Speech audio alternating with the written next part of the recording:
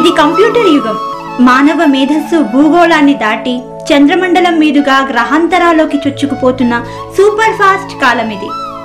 మానవుడు స్వయంగా తన కళ్లతో చూసిన విషయాన్ని సైతం మనోనేత్రంతో తర్కించితే తప్ప నిజాన్ని అంగీకరించని ప్రాక్టికల్ రోజులివి. ఇంతటి విజ్ఞానదాయకమైన రోజుల్లో కూడా ఎలాంటి అజ్ఞానులున్నారో ఒక్కసారి చూద్దాం.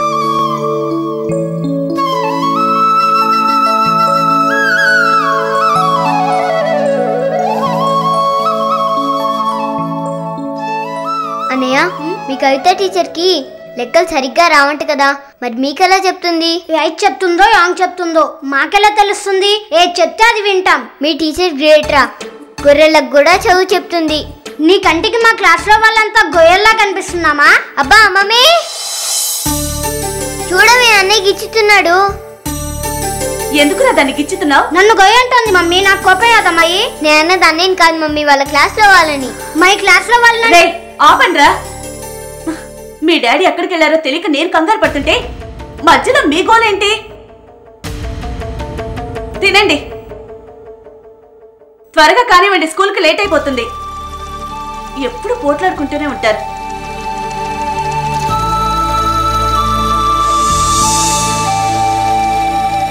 క్యారేజ్ మొత్తం తినేసేయండి. Bye mummy. Bye mummy, daddy ఎప్పుడు వస్తారు?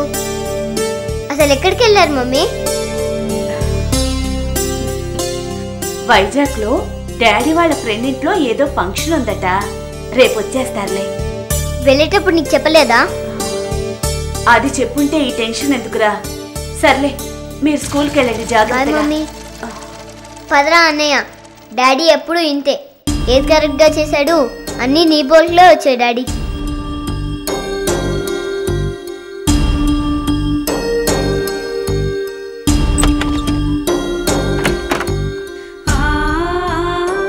అనవసరంగా చిన్న విషయానికి నేనే తొందరపడ్డానేమో. అసలు ఎక్కడున్నారో, ఎలా ఉన్నారో, ఏం చేస్తున్నారో ఏంటో.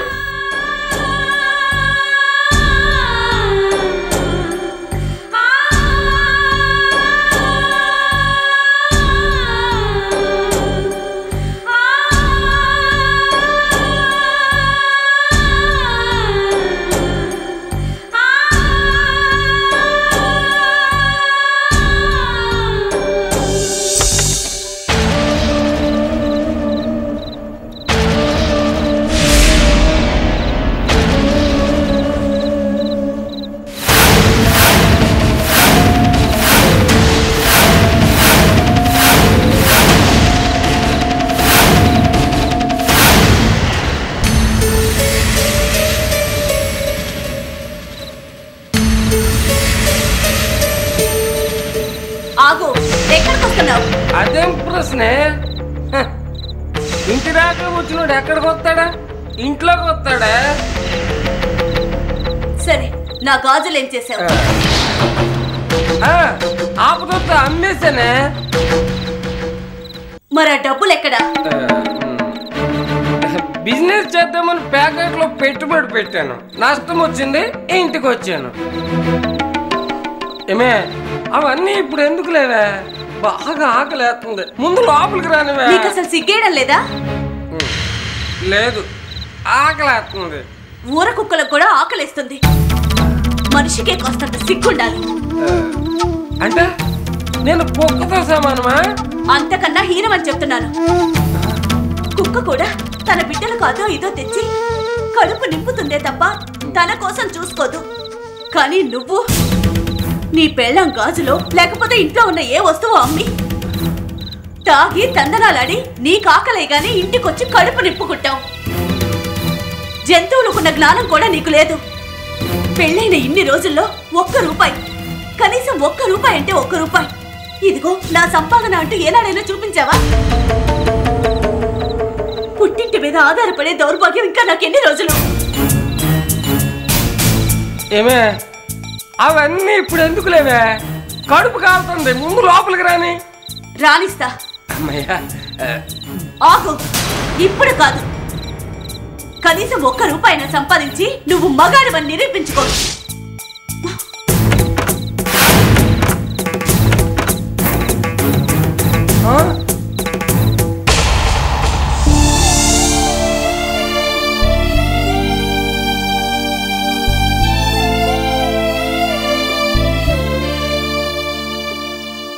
సరోజా, అమ్మాయి సరోజా,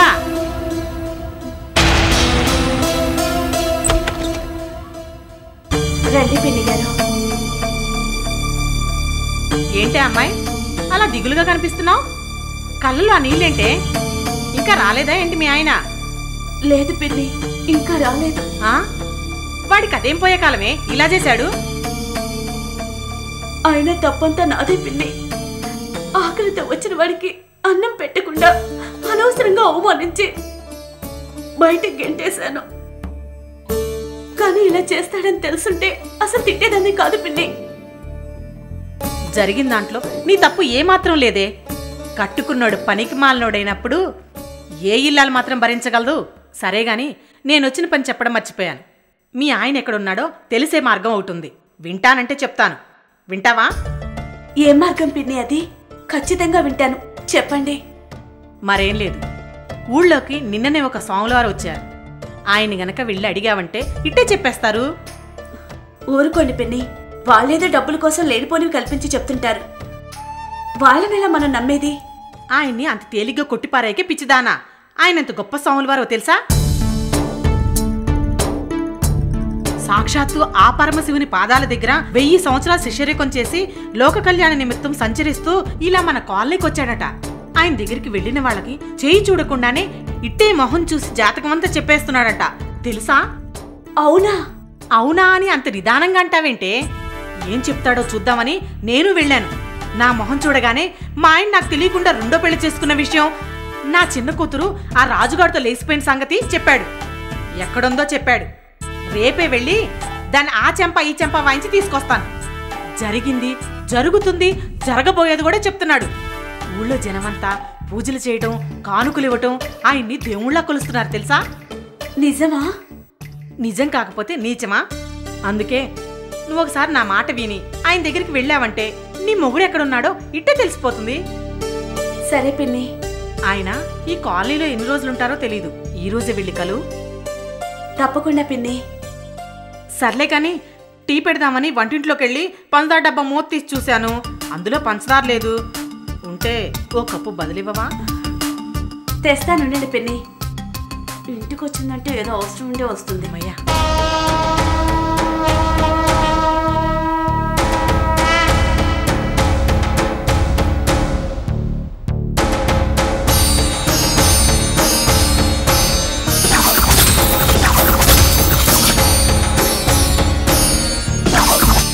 కొత్త సినిమా కోసం క్యూలో నిలబడినట్టే ఉందిరా.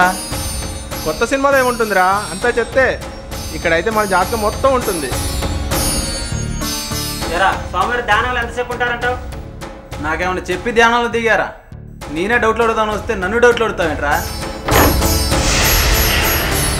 ఆగండి, ఒకరి తర్వాత ఒకరు రండి నాయన. ఓం నమః శివాయ.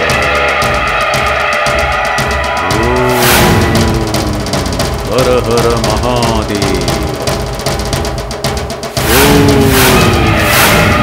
హర హర మహాదేవ.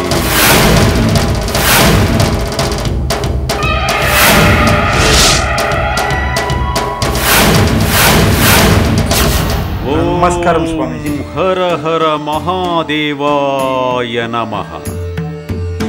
కూర్చో రామారావు. నా పేరు మీకెలా తెలుసు స్వామి? ఎదురు ప్రశ్నలు ఎట్లో వేద్దువు గాని ముందు కూర్చోరా కుర్రకుంక. నీ పేరే కాదు, నీ పుట్టుపూర్వోత్తరాలన్నీ తెలుసు. మీ నాన్న పేరు కోటయ్య. మీకు 10 ఎకరాల వ్యవసాయం ఉంది. కానీ నువ్వు వ్యవసాయం చెయ్యవు.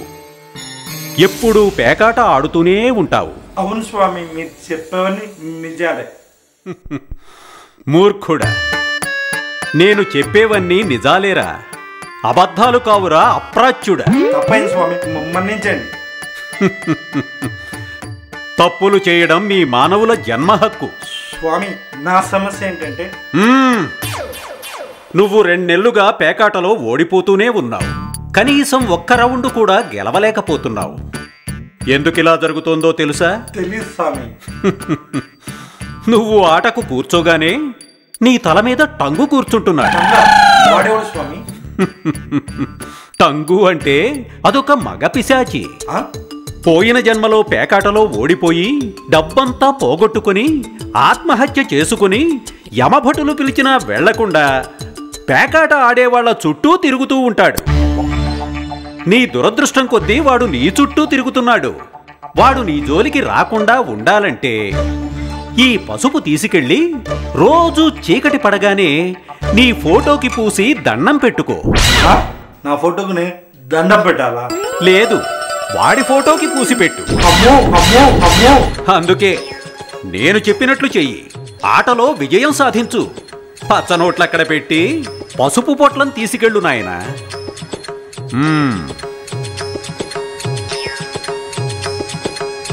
కష్టే ఫలి. నమస్కారం స్వామి.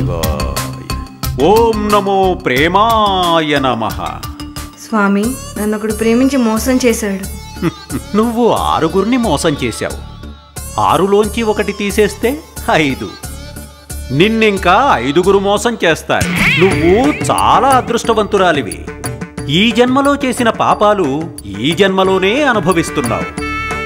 వచ్చే జన్మలోనైనా మోసాలకు పోయి మోసపోకు. ఆ రింగు తీసి ఈ రంధ్రంలో వెయ్యి. నీ లక్కును వెతుక్కో. పో. వస్తాను స్వామి. ఓం నమో నారాయణాయ.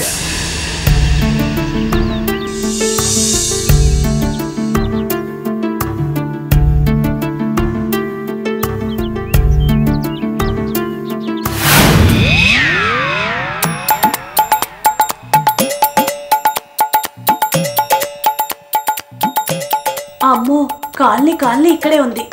శారద పిన్ని చెప్పింది నిజమేనేమో.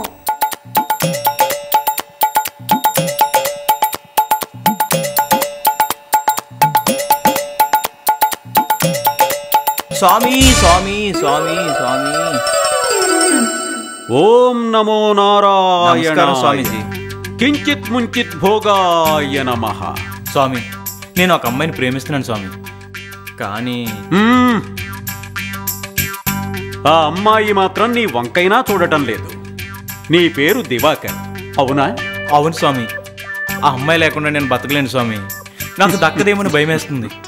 ఒకసారి గట్టిగా నిలదీసి అడిగితే మా ఇంట్లో తెలిస్తే ఒప్పుకోరన్నది స్వామి. దుష్టుడా! ఈ స్వామివారి సన్నిధిలో ఉండి అబద్ధం చెప్పడానికి నీకెన్ని గుండెల్రా? నువ్వు ఆ అమ్మాయితో మాట్లాడడానికి ప్రయత్నించినప్పుడు నిన్ను చెప్పుతో కొట్టింది, అవునా?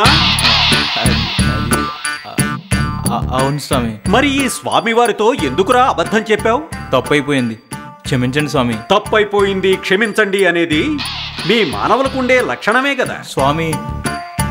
సరే, ఆ అమ్మాయి 15 రోజుల్లోగా నీ వశమయ్యేటట్టు చేస్తాను. ఆ అమ్మాయి ఎప్పుడూ ఇంటి ముందు ముగ్గు వేస్తుంది.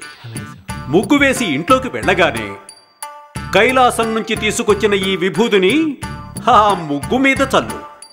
అలాగే సార్. ఆ తరువాత 15 రోజుల్లో ఆ అమ్మాయి నీ ముగ్గులోకి వస్తుంది. థ్యాంక్ యూ స్వామి, థ్యాంక్ యూ. నాకు కావలసింది థ్యాంక్స్ కాదు నాయనా, లక్ష్మి. లక్ష్మిని నాకిచ్చి ఈ విభూతిని తీసుకెళ్ళు. స్వామి, లక్ష్మి నేను ప్రేమించే అమ్మాయి స్వామి. మీకేమంటారేంటి స్వామి? మూర్ఖుడా! మా దైవ పరిభాషలో లక్ష్మి అనగా డబ్బు. డబ్బుదని అర్థం. ఇది తెలియకపోతే నీ బ్రతుకు వ్యర్థం. అర్థమైంది స్వామి. స్వామి,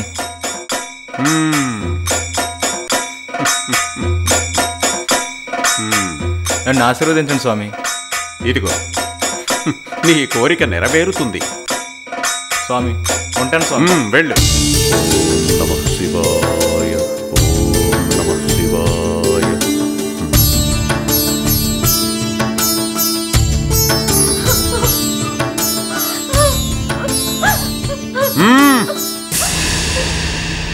ఇక్కడ ఆడది ఏడవకూడదు, అది ఊరికే అరిష్టం.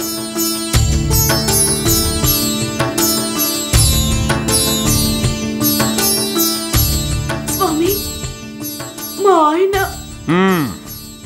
మీ ఆయన పేరు శ్రీనివాసరావు, నీ పేరు సరోజ.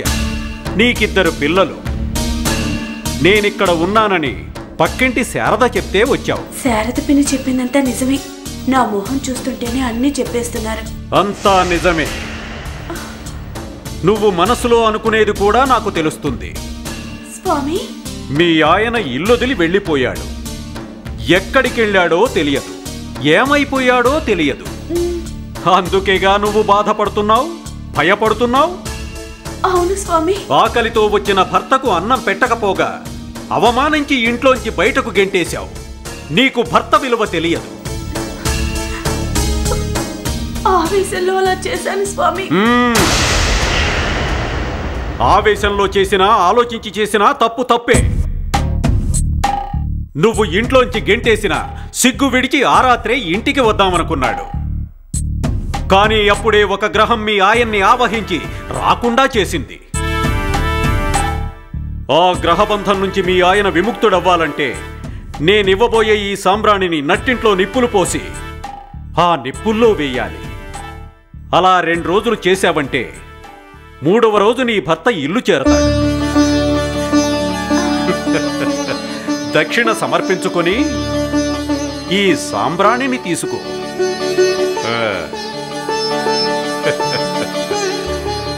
ఓం నమో భగవతే వాసుదేవాయ. వశీకరణం, తుసీకరణం, కాకిముక్కు, పీలముఖం, అస్కీ తుస్కీ పుస్కీ. ఓం నమో నారాయణాయ. నమో నారాయణాయ.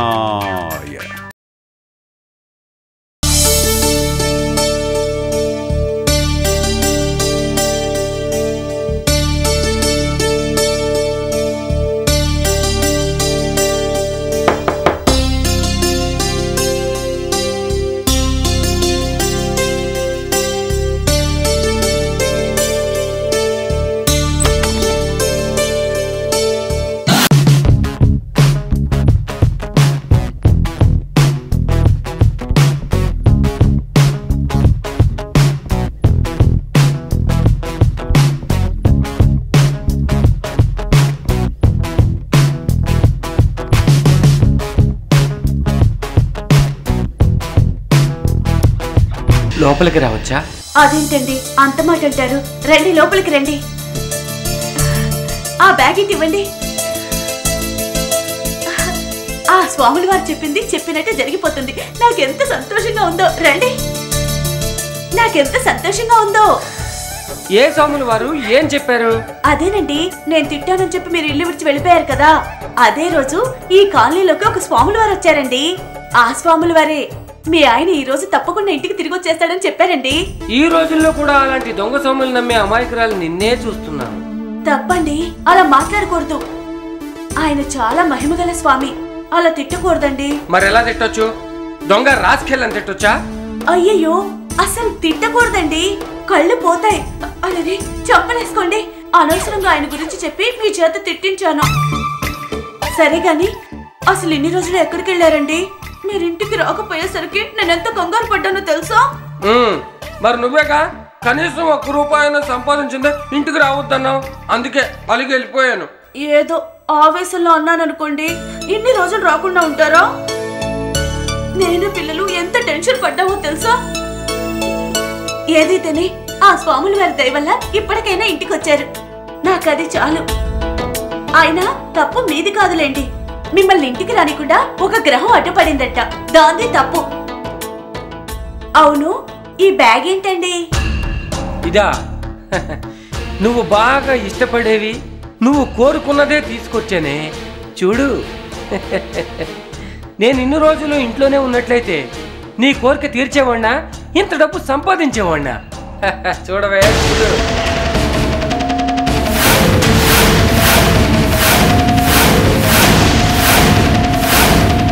ఎక్కడండి ఇంత డబ్బు?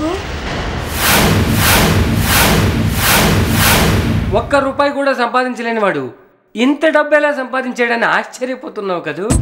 అవునండి, అవును. ఈ మధ్యకాలంలో ఏటీఎంలు గాని బ్యాంకులు గాని కొల్లగొట్టబడినట్టు వార్తలు కూడా రాలేదు కదండి. అంటే నీ అనుమానం నేను దొంగతనం చేశానా? దొంగతనం చేయాలంటే టాలెంట్ ఉండాలి. అయినా ఇంత డబ్బు కొట్టేయాలంటే ఏ గజ దొంగో అయి ఉండాలి. కొంపదీసి ఏ దొంగల ముఠాలైనా చేరారా ఏంటి? కాదు, పిచ్చి సన్నాసుల మధ్య చేరాను. అర్థం కాలేదు కదూ? ఊళ్ళో అందరి జాతకాలు చెప్పిన మీ స్వామీజీ ఎవరనుకుంటున్నావు? ఎవరండి? వాళ్ళ జాతకాలు వాళ్ళకే తెలియని స్వామీజీలకు ఊళ్ళో వాళ్ళ జాతకాలు ఎలా తెలుస్తాయనుకున్నావే పిచ్చి మాలోకం. పని పట్ట లేకుండా ఎప్పుడు ఊళ్ళోనే తిరుగుతూ అందరి జాతకాలు తెలుసుకుని స్వామీజీ అవతారం ఎత్తింది ఎవరనుకుంటున్నావు? నేనే. హర హర మహాదేవ తస్మాత్ తస్మాత్ బిస్మతి బిస్మః బిస్మః శంభో శంకర. హర హర మహాదేవ శంభో శంకర. నమ వాచే వాచంతే శుక్లాం చే వాచయః.